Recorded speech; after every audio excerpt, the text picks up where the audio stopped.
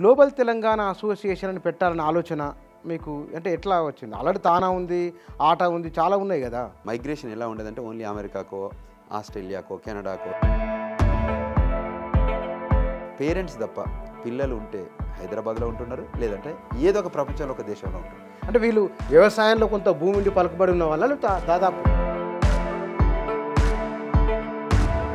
ఇది బిఫోర్ తెలంగాణ, అంటే తెలంగాణ రాష్ట్రం ఏర్పాటుకు ముందే ఇంత విస్తరించిన ప్రపంచవ్యాప్తంగా, తెలంగాణ వచ్చిన తర్వాత పెరిగింది 10 ఏళ్లలో. తెలంగాణ రాకంటే ముందు కూడా ఈ 9.5 ఏళ్లలో మరి పెట్టుబడులు తీసుకొని రావడానికి స్కోప్ ఉన్నది. అది మీరు ఎందుకు చేయలేదు? చేశాం. రేవంత్ రెడ్డి పరిపాలన ఈ 2 ఏళ్ళు ఉంది కదా, ఫీల్ ఎట్లా వచ్చింది? నమస్తే. మన రాష్ట్రం నుంచి ఇతర దేశాలకు వెళ్ళినప్పుడు సరే ఇవ్వాలంటే గూగుల్ వచ్చింది, దాంట్లో సెర్చ్ చేసి మనం వెతికి పట్టుకోగలం. అయినప్పటికీ మనిషి అవసరం ఉంటుంది. ఇక నుంచి తెలంగాణలో ఈ ప్రపంచంలో ఉన్న ఏ దేశానికి వెళ్ళినా సరే, అది ఉద్యోగం కోసమా, ఉపాధి కోసమా, లేదా పరిశ్రమల కోసమా, ఏ పని మీద వెళ్ళినా సరే అలాంటి వారందరి కోసం తామున్నామని చెప్తున్నది గ్లోబల్ తెలంగాణ అసోసియేషన్. ఈ గ్లోబల్ తెలంగాణ అసోసియేషన్ ఏమేమి ఇంకా చేయాలనుకుంటున్నది తో పాటుగా అంతర్జాతీయంగా ఈ ప్రవాసులపై ఉండే అంశాలు ఎట్లా ఉంటాయి, జాతీయ స్థాయిలో రాష్ట్ర స్థాయిలో పరిణామాల గురించి ఇతర దేశాల్లో నివసిస్తున్న మన వాళ్ళు ఏమని ఫీల్ అవుతున్నారు ఇత్యాది విషయాల గురించి మాట్లాడదాం. Global Telangana founder chairman Vishweshwar Reddy గారు మన దగ్గర ఉన్నారు. వారిని అడిగి వీటికి సంబంధించిన విషయాలు తెలుసుకుందాం. అనగారు నమస్కారం. నమస్కారం. ఈ గ్లోబల్ తెలంగాణ అసోసియేషన్ అని పెట్టాలన్న ఆలోచన మీకు అంటే ఎట్లా వచ్చింది? ఆల్రెడీ తానా ఉంది, ఆట ఉంది, చాలా ఉన్నాయి కదా, ఇది ఎందుకు పెట్టాలనుకున్నారు? గ్లోబల్ తెలంగాణ అసోసియేషన్ అనేది ఒక యూనిక్ ఆర్గనైజేషన్. అంతకంటే ముందు సంస్థలుగా తెలుగు వారి సమాజం కోసం తానా ఏర్పడ్డది. అదేంటంటే Telugu association of north America, అంటే నార్త్ అమెరికాలో ఉన్న తెలుగు వారి కోసమని ఆ సంస్థ నిలబడ్డది. తర్వాత ఒకప్పుడు మైగ్రేషన్ ఎలా ఉండేదంటే ఓన్లీ అమెరికాకో, ఆస్ట్రేలియాకో, కెనడాకో, అంటే పెద్ద పెద్ద కంట్రీస్, సింగపూర్కో ప్రయాణం జరిగేది. తర్వాత గల్ఫ్ కంట్రీస్కి వెళ్ళేది. అయితే అది ఒకప్పటి చరిత్ర. గత 10-20 సంవత్సరాల నుంచి ఏకంగా తెలంగాణ సమాజం నుంచి చాలామంది వివిధ దేశాలలో స్థిరపడ్డారు. అది విద్యారూపకంగా కానివ్వండి, ఉద్యోగ రూపకంగా కానివ్వండి, బిజినెస్ రూపకంగా కానివ్వండి, రకరకాల సోర్సెస్ ద్వారా వెళ్ళి వాళ్ళు అక్కడ సెటిల్ అయ్యారు. వాళ్ళకు ఒక వేదిక ఉండాలనే ఒక ఆలోచన విధానంతో ది గ్లోబల్ తెలంగాణ అసోసియేషన్ అందరినీ ఏకూర్పు చేయాలనే ఉద్దేశంతోనే ఇది సంస్థ నిర్మాణం జరిగింది. ఎందుకంటే టెరిటోరియల్ లిమిటెడ్ అది, అంటే జాతీయ సంస్థలుగా, రాష్ట్రీయ సంస్థలుగా మీరు చాలా చూసి ఉంటారు. కానీ అంతర్జాతీయ సంస్థ ఇప్పటివరకు తెలంగాణ ఎన్ఆర్ఐ సమాజానికి లేదు. సో దాన్ని ఏకీకృతం చేయాలనే ఉద్దేశంతోనే ఈ సంస్థ నిర్మాణం జరిగింది. సో దాన్ని ఇంకా మేము ఒక 53 దేశాల్లో మన ఫుట్ ప్రింట్ పెట్టాం. ఇంకా 100 దేశాల్లో వెళ్ళాలనేది ఒక ప్లాన్గా ఉంది. ఇంకా నెక్స్ట్ 2 ఏళ్లలో ఆ 100 దేశాలను కూడా మేము ట్యాప్ చేయగలుగుతాం. అంటే మీరు ప్రధానంగా ఏ అంశాలపైన దృష్టి పెట్టాలనుకుంటున్నారు? అంటే మనకి ఇన్ఫర్మేషన్ ఈజ్ ఇంపార్టెంట్. అంటే కీ కాంపోనెంట్. ఇప్పుడు మీరు ఇంతకుముందు గూగుల్ అన్న తర్వాత ఏదైతే టెక్నాలజీ ఇన్ఫర్మేషన్ ప్రొవైడ్ చేస్తుందో, అంటే అది ఫేస్బుక్ రూపకంగా కానివ్వండి, లింక్డ్ఇన్ రూపకంగా కానివ్వండి, మనం నాలెడ్జ్ని తీసుకోవచ్చు. ఈ రకమైన ఇన్ఫర్మేషన్ కొన్ని కంట్రీస్లలో ఇంకా ప్రొవైడ్ చేయలేని కంట్రీస్ ఉన్నాయి. వాటి దగ్గరికి కూడా మన రిసోర్సెస్ వెళ్ళి పనిచేస్తున్నారు. అయితే ఇక్కడ నుంచి మైగ్రేషన్ జరుగుతుంది చాలా. ఇక్కడ ఉన్న పాపులేషన్ ఒక 130 కోట్ల పైచిలకు ఇండియన్ పాపులేషన్ది. వీళ్ళకి మైగ్రేషన్ ఏ కంట్రీల్లో ఎంప్లాయ్మెంట్ ఆపర్చునిటీస్ ఉన్నాయి, ఇక్కడ ప్రభుత్వపరమైనవి కానీ ప్రైవేటే కాకుండా గ్లోబల్లీ చాలా ఆపర్చునిటీస్ క్రియేట్ అయ్యే కంట్రీస్ ఇప్పుడు ఈ మధ్య వచ్చాయి. సో అక్కడ కూడా బిజినెస్ ఆపర్చునిటీస్ వచ్చినాయి. ఎడ్యుకేషన్ కూడా ఒక అమెరికాలో వెళ్ళి చదువుకోవట్లేదు, ఆస్ట్రేలియా, న్యూజిలాండ్ అనేది చదువుకోవట్లేదు, ఇంగ్లాండ్లో చదవట్లేదు, లండన్లో చదవట్లేదు, కెనడాలో చదవట్లేదు. ప్రతి కంట్రీలో, ఈవెన్ మాల్టా అని ఒక ఐలాండ్ కంట్రీ ఉంటుంది. మాల్టా అనేది యూరోప్లో. అక్కడ వెళ్ళి కూడా ఒక 4-5 వేల మంది స్టూడెంట్స్ చిన్నది వెరీ చిన్న ఐలాండ్ కంట్రీ, అక్కడ వెళ్ళి చదువుకుంటున్నారు.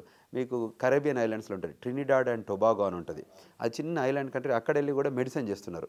తర్వాత క్యూరాసావా అనేది ఉంటుంది, ఒక నెదర్లాండ్ యాంటిల్లా ఉంటుంది, అక్కడ వెళ్ళి కూడా చదువుకుంటున్నారు.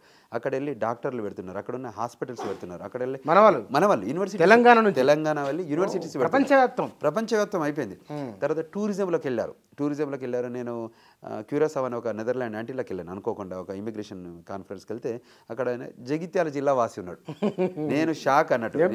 జగిత్యాల జిల్లా వాసి, ఆయన పేరు రాజు.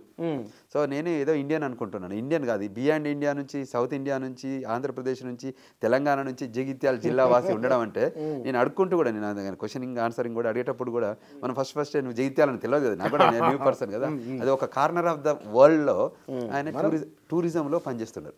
అంటే ఈ సెక్టర్సే కాకుండా టూరిజం కానివ్వండి, హాస్పిటాలిటీ కానివ్వండి, క్రూజ్ షిప్స్, ఈ మధ్య క్రూజ్ షిప్స్ తిరుగుతాయి కదా, అందులో కూడా మన వాళ్ళు చాలామంది తెలంగాణ సమాజం వెళ్ళిన ఒక్కడే వెళ్ళాడు కదా, ఒక 10 మందికి చెప్తాడు, చెప్తారు, షేర్ చేసుకుంటాడు, తీసుకుపోతారు. ఆ ఫ్యామిలీలో కానీ ఫ్రెండ్స్కి కానీ వాళ్ళ చదువుకున్న దగ్గర కానీ నేను ఇక్కడ ఉన్నాను అని ఫోన్ చేస్తే కూడా అవుతుంది.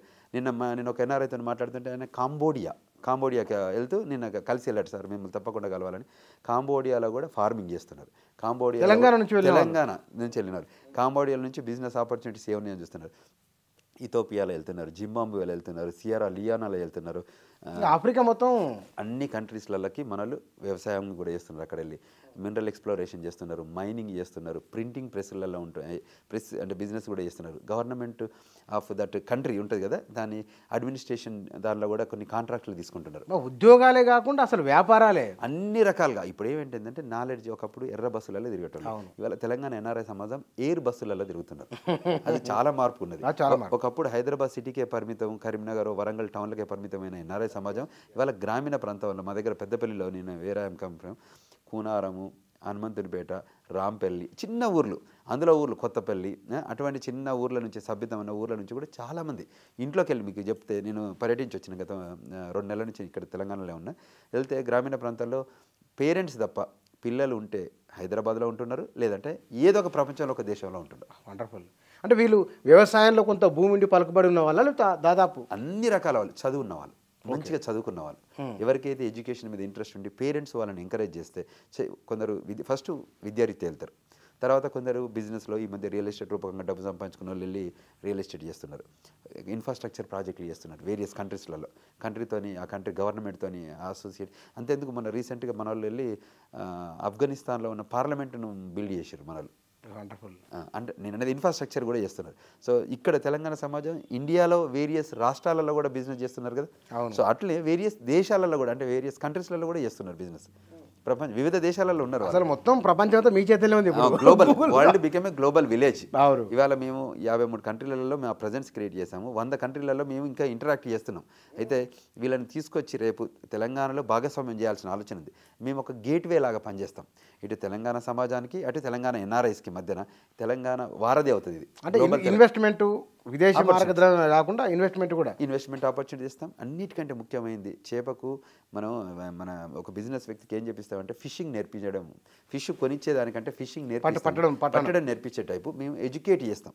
ఈ కంట్రీలో ఈ ఆపర్చునిటీస్ ఉన్నాయి. మనం ఈ మధ్య మాట్లాడితే ట్రినిడాడ్ అండ్ టొబాగోలో ఒక మెడికల్ యూనివర్సిటీ పెట్టారు మనలు. అక్కడ మెడికల్ ప్రొఫెసర్స్ ఉంటారు కదా, ఆ ఆపర్చునిటీస్ క్రియేట్ అవుతాయి. ఒక ల్యాబ్ టెక్నీషియన్స్ ఉంటాయి, తర్వాత నర్సెస్ ఉంటారు, తర్వాత ఈ స్టూడెంట్స్ కూడా వచ్చేవాళ్ళు. చాలా మంది అన్ని జిల్లాలో ఉన్నది, పార్ట్నర్షిప్తో ఉంటాయి. తెలంగాణ జిల్లాలో అన్ని, నల్గొండ వాళ్ళు ఉన్నారు, ఖమ్మం వాళ్ళు ఉన్నారు, ఇట్లా విజయవాడ ఉన్న పక్క రాష్ట్రాలు, తెలుగు వాళ్ళు మొత్తానికి అయితే తెలుగు సమాజం. సో అందరికీ అవకాశాలు ఉన్నాయి కాబట్టి, సో ఇక్కడ ఈ అవకాశాలు ఉన్నాయని ఇక్కడి సమాజానికి చేరవేయడం వల్ల వాళ్ళు మళ్ళీ అక్కడికి వెళ్ళి ఆ అవకాశాలను ఉపయోగించుకుంటారు. ఇది global Telangana association every day to day activity. ఎక్కడ ఏ ఇన్ఫర్మేషన్ ఉన్నా ఇది ఇంటెలెక్చువల్ థింక్ ట్యాంక్ అంటున్నట్టు, ఇది ఇంటెలెక్చువాలిటీ. దీన్ని మనం షేర్ చేస్తాం.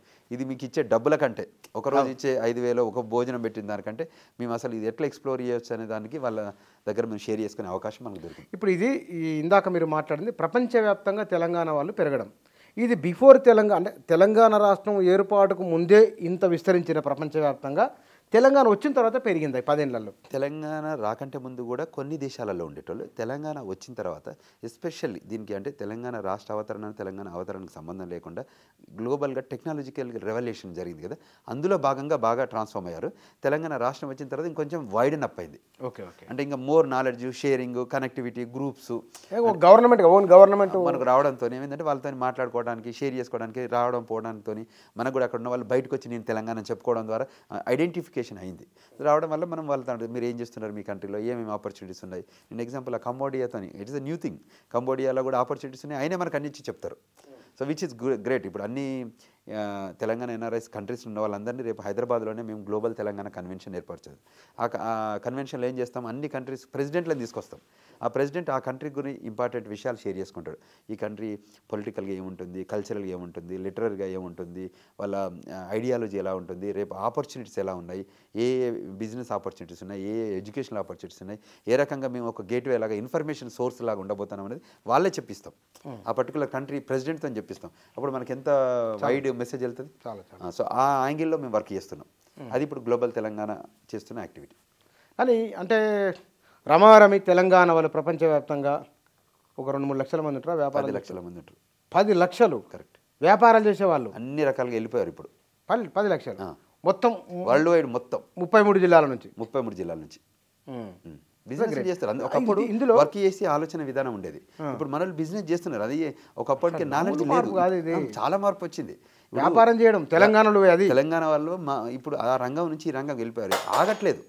ఎవరైనా ఇప్పుడు సోర్స్ అనేది ఒక దగ్గర నిలబడలేదు. సో ఇన్ఫర్మేషన్ అనుకోండి, ఇప్పుడు మీరు గూగుల్ వెళ్ళి మీరు ఎడ్యుకేషన్, మీరు ఇంజనీర్, నేను ఇంజనీర్ చదువుకున్నాను, ఆన్లైన్లో వెళ్తే ఇన్ఫర్మేషన్ ఉంటుంది, మీరు ఈజీగా చేసుకోవచ్చు బిజినెస్. తర్వాత యూజర్ ఫ్రెండ్లీ, అంటే గవర్నమెంట్ కూడా బిజినెస్ ఫ్రెండ్లీ కంట్రీస్ వచ్చాయి. ఎట్లయితే యూజర్, ఇప్పుడు మనకు కూడా విండో పాలసీ ఎట్లా వచ్చింది ఇక్కడ తెలంగాణ రాష్ట్రంలో ఒక 15 రోజుల్లోనే డీమ్డ్ అప్రూవల్ చేస్తున్నారు. సిమిలర్ లైన్స్లో వేరియస్ కంట్రీస్లలో కూడా వాళ్ళ కంట్రీ కూడా ఏ కంట్రీ అయినా నిలబడాలి, మనగలగాలంటే బిజినెసే. వాళ్ళకున్న కంట్రీలో ఉన్న రిసోర్సెస్ని ఉపయోగించుకోవాలి, కంట్రీలో ఉన్న బిజినెస్ ఆపర్చునిటీస్ వాడుకోవాలి. సో వాటిని ఎట్లా యూటిలైజ్ చేసుకొని మళ్ళీ కంట్రీ ఎట్లా గ్రోత్ ప్రపంచ దేశాలతో సమూజిగా ఉండాలంటే ఆ కంట్రీలో ఉన్న రిసోర్స్ని ఉపయోగించుకోవడం వల్లనే కదా. ఎస్. రూరల్ తెలంగాణ నుంచి ఉన్నారా? ఎందుకంటే అర్బన్ తెలంగాణ చదువుకు టీచర్ల జనరల్గా తెలంగాణ నుంచి టీచర్ల పిల్లలు ఊర్లో భూమి ఉంటే కనుక కొంచెం 40-50 ఎకరాల భూమి ఉన్న వాళ్ళ పిల్లలు వాళ్ళు ముందు అమెరికా చూసిన వాళ్ళు. ఇప్పుడు రూరల్ తెలంగాణ నుంచి కొత్తగా ఎదుగుతున్న తరం కూడా ఉన్నారా? వ్యాపారాలు చేస్తున్నారా? 100% ఉన్నారు. గత 15 సంవత్సరాలుగా రూరల్లో కూడా వ్యవసాయం చేసేవాళ్ళు, వాళ్ళ కార్మికులు, వ్యవసాయ కార్మికుల నుంచి పుట్టిన పిల్లలు, తర్వాత సింగరేణి కాలరీస్లలో ఉన్న ఎంప్లాయ్మెంట్ చేసిన వాళ్ళ పిల్లలు, తర్వాత ఇంకా సెక్టర్, అది ఈ సెక్టర్ కాదు, వాళ్ళు బిజినెస్ చేసుకుని అంటే ఈ కార్మికంగా రకరకాల కార్మిక యాక్టివిటీస్ ఉన్నాయి, అందులో ఉన్న వాళ్ళ పిల్లల్ని కూడా, ఈవెన్ ఒడ్డెర పనులు చేసేవాళ్ళు ఉంటారు కదా, వ్యవసాయ పనులు ఏమిది తాపీ మేస్త్రి పని చేసేవాళ్ళు, వాళ్ళ పిల్లలు కూడా చదువుకున్నారు. వాళ్ళు ఏంటంటే వాళ్ళు కష్టపడ్డ వాళ్ళ పిల్లలకి ఎడ్యుకేషన్ ఇచ్చారు. ఈ లాస్ట్ 15 years నుంచి చదువుకున్న ప్రతి ఒక్కరికి కూడా వాళ్ళకి ఆపర్చునిటీస్. ఇంతకుముందు ఇంజనీరింగ్ కాలేజెస్ ఒక 4-5 ఉండేది, మెడికల్ కాలేజీ 4-5 ఉండేది. ఇవాళ ఇంజనీరింగ్ కాలేజీలు కోకలలో ఉన్నాయి. ఇవాళ అంతకుముందు BA, BCom, BSc అని చేసేవాళ్ళు. ఇవాళ ప్రతి ఒక్కరు టెక్నాలజీ జాబ్లే చేస్తున్నారు. టెక్నాలజీ, డేటా సైన్స్ కానివ్వండి, ఇన్ఫర్మేషన్ టెక్నాలజీ కానీ, మేనేజ్మెంట్ ఇన్ఫర్మేషన్ సిస్టమ్ కానీ, కంప్యూటర్ సైన్స్ కానివ్వండి, సైబర్ సెక్యూరిటీ కానీ, ఇటువంటి వారివే మొగ్గు చూపుతున్నారు. చూసుకున్న వాళ్ళంతా వచ్చి అంటే నేర్చుకోవడం. ఎప్పుడైతే గూగుల్ ఇంట్రడక్షన్ వచ్చిందో, ఎప్పుడైతే ఎడ్యుకేషన్ ఇంజనీరింగ్ చేసారో వాళ్ళు ఆగరు.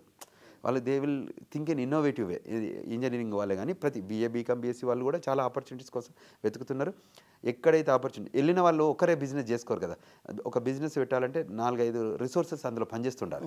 అప్పుడు వాళ్ళు కూడా వచ్చిన వాళ్ళు కూడా ఒక 1 year 2 year పనిచేసిన తర్వాత వాళ్ళు మళ్ళీ ఇంకో బిజినెస్ స్టార్ట్ చేస్తారు. ఇప్పుడు రియల్ ఎస్టేట్ ఇండస్ట్రీ ఉంది హైదరాబాద్లో. ఇట్లా వచ్చిన వాళ్ళందరూ ఒకసారి మొదలు పెట్టుకుంటే బిల్డర్స్ కానివ్వండి, రియల్ ఎస్టేట్ ఏజెంట్స్ కానివ్వండి, లేకపోతే డెవలపర్స్ కానివ్వండి, ప్రాపర్టీ మేనేజ్మెంట్ కానివ్వండి, ఇవన్నీ కొత్త ఇండస్ట్రీలు క్రియేట్ అయినట్టు వరల్డ్ వైడ్ కూడా ప్రతి కంట్రీలో కూడా ఈ రిసోర్స్ఫుల్ ఉంది. బికాజ్ ఆఫ్ మన ఎడ్యుకేషన్, ఇంగ్లీష్ మంచిగా మాట్లాడడం, మనకు ఆ కమ్యూనికేషన్ ఈజీగా ఉండడం, తర్వాత కొద్దిగా ఒకప్పుడు ఆత్మన్యూన్యత భావం ఉన్న తెలంగాణ సమాజం ఇవాళ కొత్తగా ఉన్న తెలంగాణ సమాజం ఇవాళ గొప్పగా మాట్లాడుతుంది. వీడు ఆ స్పిరిట్ ఉన్నదే వాళ్ళు బిజినెస్ చేయగలరు. తెలంగాణ వచ్చిన తర్వాతనే పెరిగింది, బాగా పెరిగింది. ఆ ఫ్రీడమ్ ఆఫ్ స్పీచ్ కూడా పెరిగింది, ఫ్రీడమ్ ఆఫ్ ఎక్స్ప్రెషన్ పెరిగింది, ఐడియాలజీ థాట్ పెంచుకున్నాం. ఎందుకంటే ఉద్యమ తెలంగాణ నుంచి వచ్చిన వాళ్ళం కాబట్టి, తెలంగాణ భావజాలం వ్యాప్తి చేసుకున్న వాళ్ళం కాబట్టి ఆ కాన్ఫిడెన్స్ ఉంది. సో అది బాగా హెల్ప్ అయింది. కానీ మీరు తెలంగాణ ఉద్యమం అంటే మీరు ఇక్కడ ఉన్నారు, హైదరాబాద్లో ఉన్నారు. అప్పుడు అక్కడ ఎన్ఆర్ఐలు చేసారా? బాగానే కొన్ని దేశాలు వచ్చినాయి కానీ మిగతా దేశాలు ఉన్నదా మూమెంట్? ప్రపంచవ్యాప్తంగా ఉన్న తెలంగాణ సమాజం మొత్తం కూడా తెలంగాణ రాష్ట్రం కావాలని కోరుకుంది. కొందరు ప్రత్యక్షంగా, మరొకరు పరోక్షంగా ఈ తెలంగాణ ఉద్యమంలో భాగస్వామ్యమయ్యారు. మేము ప్రత్యక్షంగా అయ్యాం. మేము అమెరికా నుంచి ఇండియాకు వచ్చి ఆ మలిదశ ఉద్యమ కాలంలో 1999 నుంచి 2014 జూన్ వరకు కూడా ప్రతి అంశంలో కూడా, అది మిలియన్ మార్చే కానివ్వండి, సాగర హారం కానివ్వండి, శ్రీకృష్ణ కమిటీ రిపోర్ట్ కానివ్వండి, ప్రణబ్ ముఖర్జీ గారి కమిటీకి రిపోర్ట్ కానివ్వండి, సోనియా గాంధీ గారు అమెరికా వచ్చినప్పుడు మేము రిపోర్ట్ చేయడం కానీ, వాయలర్ రవి గారికి రిప్రజెంటేషన్ చేయడం కానివ్వండి, ప్రతి దానిలో కూడా ఒక డిఫరెంట్ స్పెక్ట్రమ్ ఆఫ్ లైఫ్ నుంచి మేము ఒక టీమ్ ఆఫ్ పీపుల్ కూడా అమెరికా నుంచి కూడా మేము రిప్రజెంట్ చేశాం.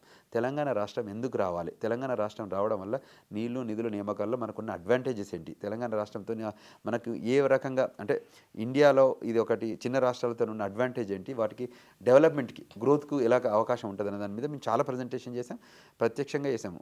ఎట్లా ఉంటుందంటే నిర్మాణాత్మకంగా కార్యక్రమాలు చేసాము, సహభాత్మక కార్యక్రమాలు చేసాం, ఆందోళనాత్మక కార్యక్రమాలు కూడా చేసాం. అక్కడ వైట్ హౌస్ ముందట కానీ వైట్ హౌస్ ముందట కానీ సెనేట్ ముందట కానీ క్యాపిటల్ హిల్ ముందట కూడా మేము ప్రొటెస్ట్ చేసినాం. అంటే to have an attention. Yes, draw చేసిండ్రు. తెలుగు ఏమంటారు, అనువాద తెలుగు బాగుంది, సహభాగస్వామ్యం. తెలంగాణ రాష్ట్రం వచ్చిన తర్వాత బీఆర్ఎస్ 9.5 ఏళ్ల పరిపాలన ఎట్లా ఉన్నది? అయితే మనం ఎక్స్పెక్ట్ చేసినంత రీచ్ కాలేదు. తెలంగాణ రాష్ట్రం ఎట్లా వచ్చిందంటే సకల జనులు, సబ్బండ వర్గాలు సామాజిక చింతనతోని పోరాడితే తెలంగాణ రాష్ట్రం వచ్చింది. ఇది ఒకరిద్దరిదో నలుగురిదో భాగస్వామ్యంతోనో నలుగురు మైండ్లో అనుకుంటూ వచ్చింది కాదు. అందరూ ఏకమై ఐక్యమై ఒక బతుకమ్మలాగా ఒక్కేసి పువ్వేసి కుప్పేస్తే కానీ తెలంగాణ అది బతుకమ్మ ఎట్లయితుందో అటువంటి ఉద్యమం జరిగితేనే అది మలిదశ ఉద్యమం మనం అందరం భాగస్వామ్యం కాబట్టి అట్లా వచ్చింది. అటువంటి ఉద్యమంలో తర్వాత అభివృద్ధిలో కూడా అటువంటి భాగస్వామ్యం కావాలని తెలంగాణ సమాజం అంతా కోరుకుంది. కానీ ఇటువైపు ఇక్కడ ఏమైపోయిందంటే ఆ సమాజాన్ని పక్కకు పెట్టేసి ఒక ఫ్యామిలీ బిజినెస్ లాగా నడిచింది గత 9 సంవత్సరాలుగా. ఆ ఫ్యామిలీ బిజినెస్తో ఏమైపోయింది, డెలివరబుల్కు ప్రాపర్గా రీచ్ కాలేదు. ఎందుకంటే ఎట్లయితే జేఏసీగా ఉండి అందరం కలిసి పనిచేసాము ఉద్యమ టైంలో, అదే జేఏసీ లాంటిది తెలంగాణ రాష్ట్ర పునర్నిర్మాణంలో కూడా భాగస్వామ్యం జరగాల్సిన అవసరం ఉండే, అగత్యం ఉండే, అది జరగలేకపోయింది. అక్కడే గ్యాప్ వచ్చింది. ఇదేదో నలుగురు డిసైడ్ చేసి నేను చెప్తే తప్ప తెలంగాణ అది నాకుంటే ఇప్పుడు వాటర్ ప్రాజెక్ట్స్ ఉన్నాయి, ఒక పొలిటీషియన్ చేస్తే అది ఏ రకంగా ఉంటుంది. ఇప్పుడు మీడియా వాళ్ళు చేస్తే బాగుంటుంది, కానీ ఒక ఇంజనీర్ వచ్చి మీడియా అంటే ఇది జర్నలిజం, ఎవరు జర్నలిజం బీసీజే ఎంసీజే చేసిన వాళ్ళు జర్నలిజం వైపు ఉంటే బాగుంటుంది. కానీ ఏం రాని నేను ఇంజనీర్ని వచ్చి నేను జర్నలిజం వైపు నేను మాట్లాడగలుగుతా చెప్పగలుగుతా అంటే దాని వాల్యూ తగ్గుతుంది కదా. అట్లా ఈ ప్రాజెక్ట్స్ అన్నీ వచ్చిన దానిలో కూడా మీకు మిస్మేనేజ్మెంట్ అనేది అందరికీ తెలుసు. మనం రిపోర్ట్లు తీసుకుంటే కూడా వాళ్ళు మేము ఎందుకు ఇది ఒకరిద్దరు డిసైడ్ చేసేది కాదు, ఒక ఇంజనీర్ కూర్చొని చేశారు. తర్వాత అందరూ అన్ని పార్టీల వాళ్ళను అన్ని స్టేక్ హోల్డర్స్ను కూర్చోబెట్టి మనం మాట్లాడగలిగితే వాళ్ళే ఒక సొల్యూషన్ ఇస్తారు. నిజంగా ఈ ప్రాజెక్టు తెలంగాణ సమాజానికి ఇప్పుడు అవసరమని అందరూ అనుకుంటే నేను డెలివరీ చేయొచ్చు. ఇప్పుడు ముఖ్యమంత్రిగా నేను ముఖ్యమంత్రి ఎవరు ముఖ్యమంత్రి ఉన్నా కూడా మేము సమాజంలో ఉన్న వాయిస్ని చెప్పడానికే నేను ఇంటర్ఫేస్, నేనే అన్ని పనులు నేను చేయలేను కదా. సో ఇప్పుడు మంత్రులు పని చేయాలి, ముఖ్యమంత్రి పని చేయాలి, అన్ని పనులు నేను ఒక్కనే చేస్తా అంటే ఎట్లుంటుంది? రాష్ట్రంలో చాలా దీనావస్థ పరిస్థితి ఉండే. ఎందుకంటే కమ్యూనికేషన్ లేకుండే, అసలు ఎంత భయపడ్డారు. అవును, ఇప్పుడు ఇదేంటి ప్రగతి భవన్కి యాక్సెస్ ఎక్కడుంది? రాష్ట్రంలో సెక్రటరియట్కి ముఖ్యమంత్రి ఎవరైనా వచ్చారా, మంత్రులు ఎవరైనా వచ్చి సెక్రటరియట్ ఉందా? ప్రజలకు విధానపరమైన నిర్ణయాలు చేసిన అసెంబ్లీలో కూడా ఎట్లా జరిగింది చర్చలు, ఇవన్నీ మన కళ్ళ ముందు జరిగింది కదా. సెక్రటరియట్ను తీసి 1 year దాకా సెక్రటరియట్ లేకుండా జరుగుతుంది తెలంగాణలో. అది ఏంటి, ఉద్యమంలో భావ ప్రకటన స్వేచ్ఛ ఉన్న రాష్ట్రం కదా, చెప్పుకోవాలి కదా. ముఖ్యమంత్రికి మేము పోయి మాట్లాడుకోవడానికి ఆస్కారం ఉండదా, షేర్ చేసుకోవడానికి ఉండదా, గేట్ ఉంటుందా, దానికి గేట్కి ఎవరు ఉండాలి, కీపర్. ఇప్పుడు ఇవాళ కొత్త రాష్ట్రం వచ్చింది, మరి కొత్త రాష్ట్రం వచ్చిన తర్వాత నిన్న కొత్త ప్రభుత్వం వచ్చింది, నేను ఇక్కడే ఉన్నా 2 నెలల నుంచి చూస్తున్నా, నేను కళ్ళతో చూస్తాను. సెక్రటరీకి నేను ఓటు వేయడానికి వచ్చాను, కేవలం ఓటు వేయడానికి వచ్చాను. 29 దిగినాను, 30 పెద్దపల్లిలో ఓటేసాను. నేను ఓటు ఉంచుకున్నాను. అంటే మాట్లాడడానికి కూడా నాకు రైట్ ఉండాలి కదా. నేను ఇండియన్ సిటిజన్ అయితే కదా నేను మాట్లాడగలుగుతాను. నేను వెళ్ళిపోయి నేను ఇంకో పౌరసత్వం తీసుకుంటే మాట్లాడలేను. ఇక్కడ ఈ భూమి మీద పుట్టిన, ఈ భూమి మీద పెరిగిన, ఈ భూమి మీద ఫలాలను స్వీకరించిన, తీసుకెళ్ళి అక్కడ సెటిల్ అయిన, ఒక 25 సంవత్సరాలుగా అమెరికాలో ఉన్న, ఇప్పుడు మళ్ళీ వచ్చి నేను దేశానికి ఏదో చేయాలి, రాష్ట్రానికి ఏదో చేయాలి, ఎస్పెషల్లీ తెలంగాణ సమాజంలో నేను పుట్టిన గ్రామీణ ప్రాంతాల్లో సేవ చేయాలనే ఉద్దేశంతోనే గ్లోబల్ తెలంగాణ పెట్టాం. తెలంగాణ ఉద్యమంలో పనిచేసి వచ్చాం. అంటే నిన్న మొన్న వచ్చింది. మేము ప్రతి దాన్ని కూడా కులంకుషంగా అనాలిసిస్ చేసిన తర్వాతనే ఇది ఒక ఐడియాలజీ ప్రకారంగా ఇదైతే బాగుండు, ఇట్లయితే బాగుండు. గ్యాప్ వస్తే కూడా చెప్పాల్సిన బాధ్యత మాదే కదా. చెప్పడం వల్ల వాళ్ళు మార్పుకు ఇది ఉంటుంది. మేము ఎవరినైనా ఓపెన్గా చెప్తాం. ఇప్పుడు మేము చెప్పాం, తెలంగాణ రాష్ట్రం తెచ్చుకోవడానికి అందరం కష్టపడదాం. వచ్చిన తర్వాత అది బీజేపీ ఉంటుందా, అది కాంగ్రెస్ ఉంటుందా, అది బీఆర్ఎస్ ఉంటుందా, అది ప్రజలు నిర్ణయిస్తారు.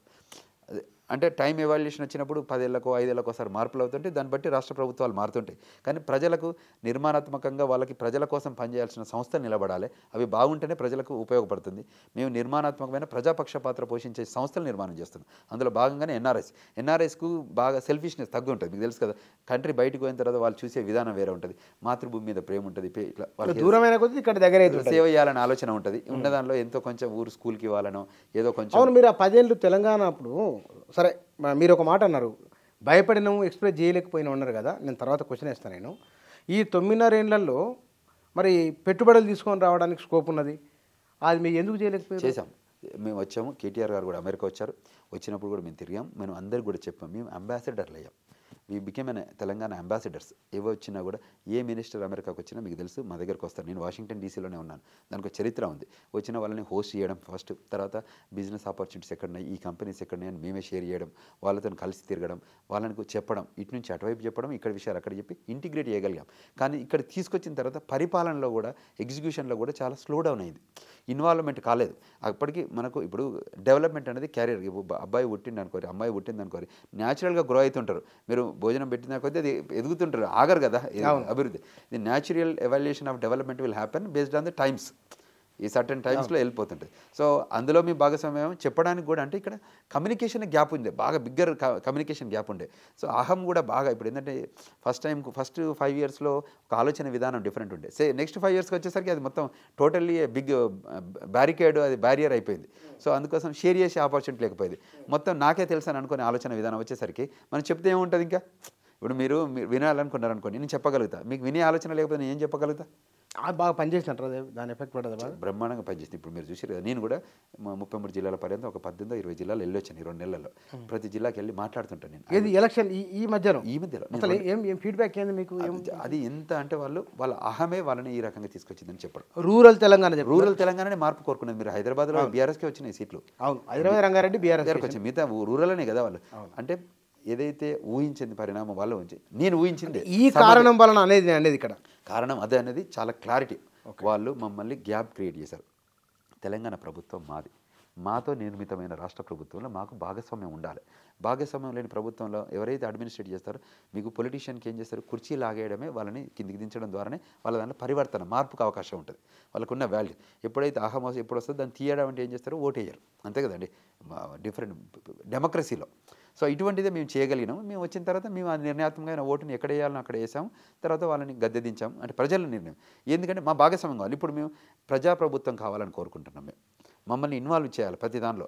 మేము ఇప్పుడు వాళ్ళు డిసిషన్ విధానపరమైన నిర్ణయాలు తీసుకోండి, ఇన్పుట్లు అయితే తీసుకోవచ్చు కదా.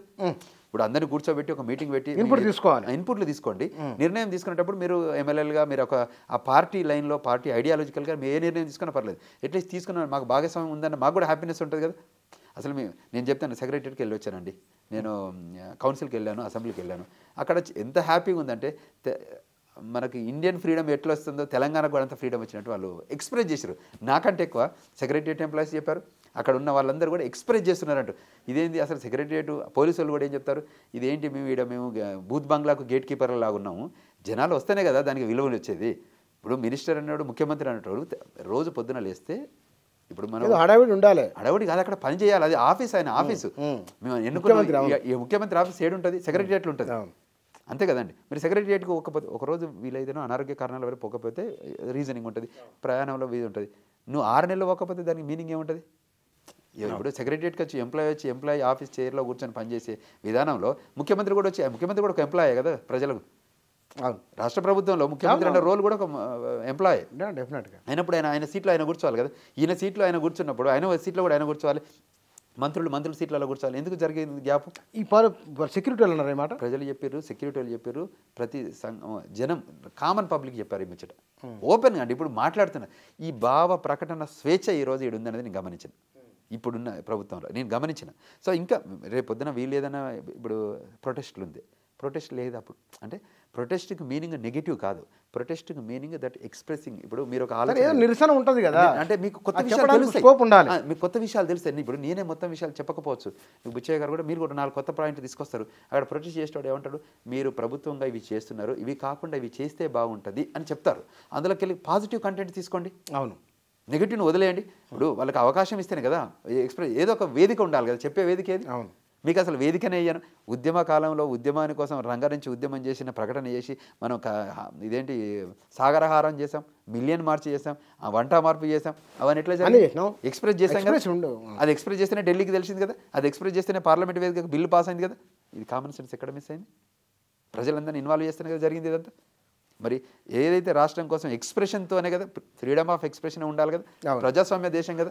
మాకు ఎక్స్ప్రెషన్ అది లేదు అనే విషయం పోలీస్ డిపార్ట్మెంట్లో నేను చెప్తున్నా అండి, పోలీస్ డిపార్ట్మెంట్లో ఫోన్లు వాట్సాప్ కాల్ చేసుకునేవాళ్ళు. ఎంత దారుణమైన పరిస్థితి చెప్పాను. మేము పోలీస్ డిపార్ట్మెంట్ వాళ్ళు ఏం చెప్తున్నారంటే, మేము ఫోన్లు మాట్లాడుకోలేని పరిస్థితి, వాట్సాప్లు చేసేవాళ్ళం, ఫేస్ టైం ఆడియో కాల్ చేసేవాళ్ళం. ప్రతిదీ మేము ట్రాకింగ్ చేసి రికార్డింగ్ చేసి ప్రతి దానిలో అందులో పెట్టడం అంటే ఇప్పుడు ఆత్మన్యూన్యత భావం లీడర్ అనేటోడు అట్లా భయపడాడు. లీడర్ అంటే చేసుకో, ఫ్రీడమ్ ఇస్తారు. అక్కడ లీడర్ కాకుండా మొనార్కిజం మొదలైంది. అది ఇబ్బందికరమైన పరిణామం అయింది. అది కూడా ఇబ్బందికరం. అటువంటి జరగద్దు. అది మీరు ఏదో ఒక రాష్ట్రము అయింది వేరు. తెలంగాణ రాష్ట్రం ఎట్లా వచ్చిందో తొలిదశ ఉద్యమం జరిగింది, మలిదశ ఉద్యమం జరిగింది. మలిదశ ఉద్యమాలు కూడా ఏమేమి జరిగిందో మన అందరి కళ్ళ ముందు ఇప్పుడు electronic media, print media, social media బ్రహ్మాండంగా ఉన్న టైంలో మలిదశ ఉద్యమం జరిగింది. మనం ఏది మిస్ కాలేదు. ప్రతిదీ మనం రికార్డ్ చేసుకున్నాం. వీడియో రికార్డింగ్ ప్లస్ అందరు ఇన్వాల్వ్ అయ్యారు. మీడియా వాళ్ళు కూడా ఇన్వాల్వ్ అయ్యారు.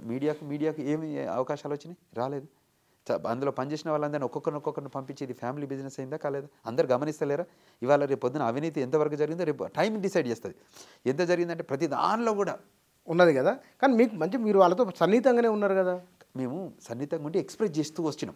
కరెక్ట్ చెప్పిన విషయాలు లోపాలు ఉన్నాయని చెప్పిన ఆల్ ద టైం చెప్పాం. అందరికి చెప్పాం. గవర్నమెంట్లో ఉన్న ప్రతి ఒక్కరికి చెప్పాం. అన్న ఇట్లా చేస్తే బాగుండదు, ఇది చెయ్యండి. మేము ఇప్పుడు ఏం అడుగుతాం? పిల్లలకి ఇది చేయండి, పెద్దలకి ఇది చేయండి. ప్రభుత్వమైన నిర్ణయాలు తీసుకునేటప్పుడు మమ్మల్ని అందరినీ ఇన్వాల్వ్ చేయండి.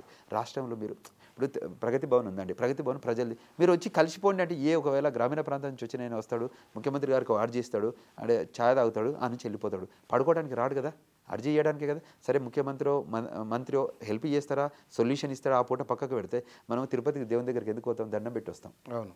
ఎందుకు పెట్టి వస్తాం? జరుగుతుందని ఆశతో పెట్టి వస్తాం. మంచి జరగాలని కోరుకుంటాం. దేవుడు ఆడ కూర్చున్నాడని యాదాద్రికి పోతాం. ఎగ్జాంపుల్ చెప్తాను. ఏదైనా గుడికి కొండగట్టు అంజన దగ్గరికి పోతాం. ముఖ్యమంత్రి దగ్గరికి ఏదో ఒక సమస్య ఉంటే ఎవరు తీర్చేవాళ్ళు కదా. కలెక్టర్ దగ్గరికి పోతాం. కలెక్టర్ ఆఫీస్లో కలెక్టర్ కూర్చుంటాడు. ఆయన ఆఫీస్ దగ్గరికి వెళ్ళి మనం అర్జీ ఇచ్చొస్తాం. ఇక్కడ ఎందుకు మనకు మెకానిజం లేకపోయింది? ఎవరు ఆపేడ్రు? ఏం మిస్ అయిపోయినా మనం? రైట్. ఇది ఎఫెక్ట్ అయింది. రూరల్ తెలంగాణ గ్రామీణ ప్రాంతాల్లో చదువుకున్న వాళ్ళు ఈ మాట అన్నారా? సాధారణ ప్రజలు కూడా ఇదే అభిప్రాయంతో ఉన్నారు. సాధారణ ప్రజలు మేము వ్యవసాయం కూడా చేపిస్తాం. వ్యవసాయ కార్మికులతో మాట్లాడుతుంటా. నేను విషయాలు వింటే ఎక్కువ యూజువల్ నేను మీ దగ్గర మాట్లాడిన దానికంటే నేను ఎక్కువ వింటుంటా, మాట్లాడుతుంటా, తిరుగుతుంటా, ఏమనుకుంటారని తెలుసుకున్న విషయాన్ని క్రోడీకరించి మీ ముందు అంటే మీడియా ముందు చెప్తాం. అంతే తప్ప నేను వెళ్ళిన ఈ విలేజెస్ మీకు కొన్ని విలేజెస్ పేర్లు చెప్పాను చూడండి. మేము ఇక్కడ నుంచి మొదలు పెడితే ఈ సిద్దిపేట మీదుగా నేను పోతుంటా. కరీంనగర్ నుంచి కానీ, కుకునూరుపల్లి నుంచి కానీ, ఈ సిద్దిపేట నుంచి కానీ, హుస్నాబాద్ కానివ్వండి, పెద్దపల్లి కానివ్వండి, సుల్తానాబాద్ కానీ, గోదావరి కానీ, రామగుండం కానీ, ఆర్మూర్ కానీ అన్ని పరిగెత్తి నేను వెళ్ళొచ్చిన. నేను వెళ్ళి ఇన్ పర్సన్ పోయి కలిసి మాట్లాడేసి వచ్చిన. సో అందువల్ల మొన్న మేము గ్లోబల్ ఎన్ఆర్ఐ మీట్ పెట్టాం మొన్న ఇక్కడ హైదరాబాద్లో. ఒక 30-35 దేశాల నుంచి ఎన్ఆర్ఐస్ వచ్చారు. వాళ్ళు కూడా వచ్చి చెప్తారు కదా. వాళ్ళు అంటే నేను ఇక్కడ హైదరాబాద్లో ఉన్నా కూడా వాళ్ళ డిస్ట్రిక్ట్ నుంచి తీసుకొచ్చారు. 30+ ఎమ్మెల్యేస్ వచ్చారు మన మీటింగ్కి. ఎందుకు వచ్చారు? దీనికి ఉన్న వాల్యూ ఉందనే కదా. సో వాళ్ళందరూ వచ్చి కూడా షేర్ చేస్తున్నారు. ఎన్ఆర్ఐస్ కూడా ఇక్కడ వాళ్ళ ఆడ ఎంప్లాయ్మెంట్ 7-8 నెలలు 9 నెలలు పనిచేస్తారు. ఇక్కడ 2-3 నెలలు పేరెంట్స్తో కానివ్వండి, వాళ్ళ ఊర్లో కానీ టైం స్పెండ్ చేస్తారు ఫ్యామిలీతో. వాళ్ళందరూ కూడా వెళ్ళి వాళ్ళు కూడా ఇన్ఫర్మేషన్ తీసుకొచ్చి చెప్పారు. నేను జనరల్ పబ్లిక్ ఇప్పుడు గల్ఫ్ నుంచి వర్కర్స్ వచ్చారు. గల్ఫ్ సమస్యకి ఇవాళ గల్ఫ్ బోర్డు లేదు. గల్ఫ్ సమస్యకి ఈరోజు తెలంగాణ రాష్ట్రం వచ్చినాక ఇంత దీనమైన పరిస్థితి గల్ఫ్ వాళ్ళకు ఉంటుందని నేనైతే ఊహించలేదు. పుట్టిన కరీంనగర్ బిడ్డగా నేను అనుకుంటున్నా ఏదైనా హెల్ప్ అవుతుంది. అక్కడ బోర్డు పెడతారు. చనిపోయిన శవాలు ఈ రోజు కూడా అక్కడే ఆగిపోతుంటే తెలంగాణ వచ్చి 9 ఏళ్ళ నుంచి మనం చేయకపోతే మీరు ఎవరైతే ఉన్నారో ఎన్ఆర్ఐ అక్కడ గల్ఫ్ ఎన్ఆర్ఐని తీసుకొచ్చి మీరే దీన్ని టేక్ కేర్ చేయాలి. ఒక బోర్డు పెట్టి మీరే టేక్ కేర్ చేయాలంటే రేపు పొద్దున అన్ని పార్టీలలో ఒకరిని ఇన్ఛార్జ్ పెట్టి గ్రూప్గా పెట్టినాం అనుకోండి. ఒక డిపార్ట్మెంట్ సింపుల్. వేల కోట్లు కాదు, వేల కోట్లు కాదు, 100-200 కోట్లతోనే చేస్తారు. ఇంకా అన్నిటికంటే ఒక ముఖ్యమైన విషయం చెప్తాను. మేము ఎన్ఆర్ఐలుగా ఇప్పుడు మాకు ఒక పాస్పోర్ట్ రెన్యువల్ ఉంటుంది. ఇక్కడ పాస్పోర్ట్ అప్లై చేస్తాం, ఆ కంట్రీకి పోతాం. కనుక పాస్పోర్ట్ రెన్యువల్కి మీరు 1000 రూపాయలు పెట్టు, 5000 రూపాయలు పెట్టు, మేము ఖర్చు పెట్టి మేము తీసుకుంటాం. అది ఒక ఎక్స్టర్నల్ అఫైర్స్ మినిస్టర్ నుంచి మనకున్న డాక్యుమెంట్. అట్లనే అక్కడ ఎన్ఆర్ఐస్కి మీరు ఫీజు పెంచండి, కానీ సర్వీస్ ప్రొవైడ్ చేయండి.